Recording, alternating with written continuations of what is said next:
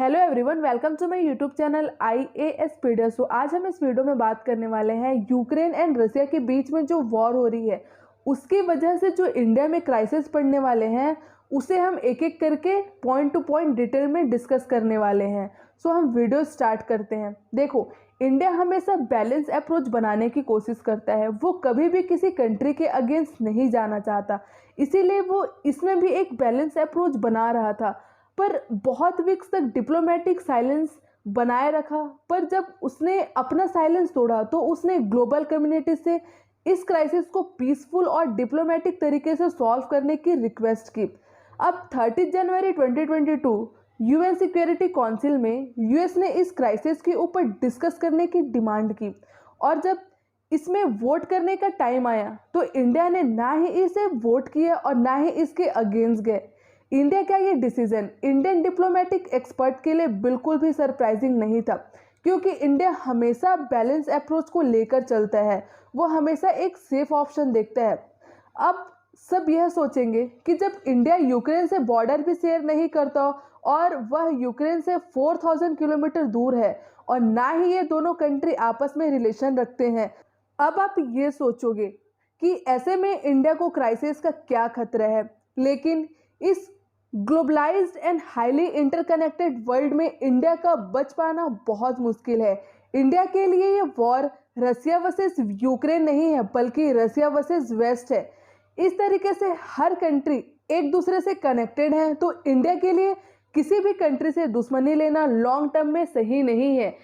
जब cold war हुआ था तो इंडिया ने नॉन अलाइनमेंट पॉलिसी के तहत दोनों में से किसी का साथ देने से मना कर दिया था, पर अब ऐसा नहीं है। रसिया US से हर तरीके से वीक है। इवन 1991 के बाद इंडिया और US के रिलेशंस काफ़ी सही हुए हैं। अभी हमारे रिलेशंस काफ़ी अच्छे हैं US के साथ, और क्वाड जैसे ग्रुप में शामिल होके चाइना के राइज को कंटेन कर रहा है। यूरोपियन यूनियन में भी इंडिया का 3rd लार्जेस्ट ट्रेडिंग पार्टनर है, और इंटरनेशनली स्टेज पर इंडिया का इन्फ्लुएंस भी बहुत बढ़ रहा है। इंडिया US एंड UK के साथ अपने रिलेशंस को इम्प्रूव कर रहा है, जो कि रसिया के weak economic and military positions की वजह से इंडिया को डिफ़िकल्टी फेस करनी पड़ रही है, क्योंकि इंडिया के लिए अब न्यूट्रल स्टैंड मेंटेन करना बहुत मुश्किल है। इसलिए इंडिया ना कोल्ड वॉर की तरह दूर रह पा रहा है और ना ही कोई साइड पिक कर पा रहा है, स्पेशली तब जब दोनों साइड इंडिया को एक्टिवली सपोर्ट कर रहा है। इसलिए आज यह सिचुएशन इंडिया के लिए बहुत रिस्की है। अब एक एक करके हम पूरे रिस्क को बात करते हैं। तो सबसे पहले हम रसिया की बात करते हैं। इंडिया और रसिया का काफ़ी लंबे टाइम से अच्छा ही रिलेशन रहा। हमारा 86% डिफेंस रिक्वायरमेंट रसिया ही पूरा करता आ रहा है, और इंडिया रसिया को डिफेंस एक्सपोर्ट की सबसे बड़ी मार्केट है।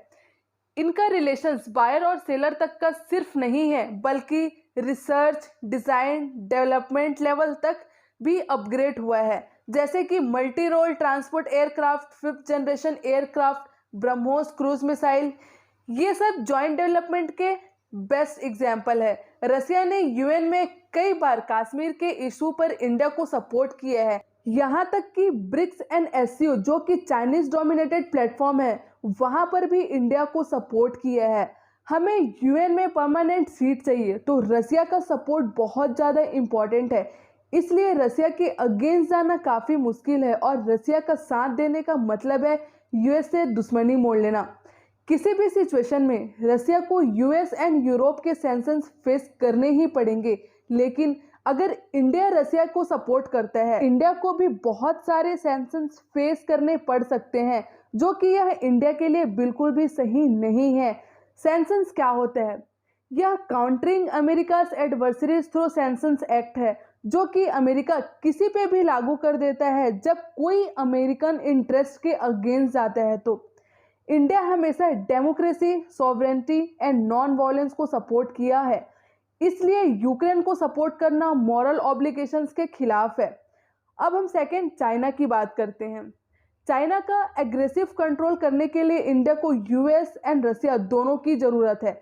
अगर यूरोप में कोई भी क्राइसिस आए तो US एंड नाटो की जो पूरी फोकस है वो साउथ चाइना सी से हट जाएगी, और चाइना को पूरा मौका मिल जाएगा इस चीज़ का फ़ायदा उठाने का, और वो वापस साउथ चाइना सी और इंडिया बॉर्डर्स पे जो हॉस्टाइल एक्टिविटी है ना वो स्टार्ट कर देगी। मतलब यह इंडिया के सिक्योरिटी पर्पज से काफी डेंजरस है। इवन जो रसिया है यूएस के सैंक्शंस के वजह से और भी ज्यादा चाइना पे डिपेंड हो जाएगा। अगर हम इकोनॉमिक रिस्क की बात करें, जैसे कि आप सबको पता है कहीं भी वॉर होना हमारे इकोनॉमी के लिए सही नहीं है, इससे महंगाई और भी बढ़ सकती है। कोई भी वॉर ग्लोबल इन्फ्लेशन को और भी इंक्रीज कर देता है। वैसे आज इंडिया रसिया का बायलैटरल ट्रेड $8 बिलियन तक है। वैसे इंडिया रसिया ट्रेड जब सोवियत यूनियन के कंपैरिजन बहुत कम है, इसका रीजन सिर्फ रसिया पे लगे सैंक्शंस है।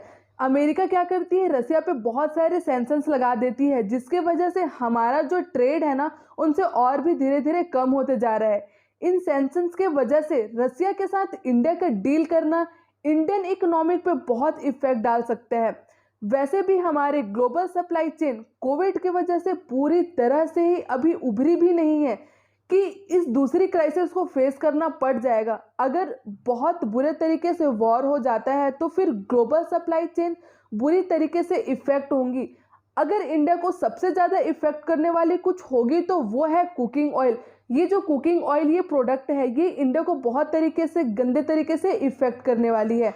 इंडिया ने last year 1.8 million ton sunflower oil import किया था, जिसका 74% यूक्रेन से मंगाया गया था। वैसे इंडिया वॉर सिचुएशन को देखते हुए ऑलरेडी ब्राज़ील एंड अर्जेंटीना जैसे अल्टरनेटिव एक्सप्लोर कर रहा है, लेकिन इतनी जल्दी उनमें शिफ्ट करना इजी नहीं है। इंडिया इतने इजीली तरीके से उन पे शिफ्ट नहीं कर सकता। इवन इस वॉर से petroleum, gold, natural gas, oil stock markets पर असर दिखाना भी स्टार्ट कर दिया है। 2022 में क्रूड ऑयल का प्राइस $70 to $75 पर बैरल एस्टिमेट किया गया था, बट इन सब टेंशन्स के वजह से $75 to $90 पर बैरल तक पहुंच गया है। अगर यह क्राइसिस जल्दी सही नहीं होती है तो $125 पर बैरल तक भी पहुंच सकता है। Russia global crude oil petroleum में 13% कंट्रीब्यूट करता है, जो कि OPEC organisations of petroleum exporting countries से 2 गुना ज़्यादा है। इवन यूरोप रसिया के 40% नेचुरल गैस पे डिपेंड है। यूरोप के 40% एंड वर्ल्ड के 20% नेचुरल गैस रसिया से आती है। प्रेसिडेंट पुतिन के विजिट के टाइम इंडिया एंड रसिया के बीच एक डील साइन हुई थी, जिसमें इंडिया ने रसिया से $25 बिलियन ऑफ गैस खरीदने का फैसला किया था। बट जाहिर सी बात है वॉर के सिनेरियो के वजह से नेचुरल ऑयल के प्राइस सभी रिकॉर्ड्स तोड़ते हुए ग्लोबल इकोनॉमिक एक बहुत बड़ा झटका देंगे, जिसके वजह से इंडिया जैसी कंट्री पे एक बहुत गंदा इम्पैक्ट पड़ना निश्चित है। इन सब रीजंस के वजह से वॉर इंडिया के लिए सही नहीं है, ना कि इंडिया के लिए बल्कि हर कंट्री के लिए सही नहीं है। ये वॉर एक लॉस्ट सिचुएशन है और आज के इस मल्टीपोलर स्टेबिलिटी वर्ल्ड के लिए रसिया एक स्ट्रॉन्ग कड़ी है। स्पेशली इंडिया के बढ़ते एम्बिशंस के लिए यूएस एंड चाइना दोनों के राइज को बैलेंस करना चाहता है। इंडिया के नेशनल एंड स्ट्रेटेजिक इंटरेस्ट को एक स्टेबल मल्टीपोलर वर्ल्ड की ज़रूरत है, जहां वो खुद भी एक रिस्पॉन्सिबल ग्लोबल पावर के रूप में राइज होना चाहता है। इंडिया किसी भी तरह से पीस एंड सॉवरेन वैल्यू से कॉम्प्रोमाइज नहीं कर सकता और इसी की वजह से इंडिया इस टेंशन्स के बीच पीसफुल डायलॉग और रिजोल्यूशंस को ही सपोर्ट करना होगा और आज इंडिया यही कर रहा है। अगर आपको मेरा ये वीडियो अच्छा लगा तो प्लीज़ मेरे वीडियो को लाइक करें और मेरे चैनल को सब्सक्राइब करें। Thank you.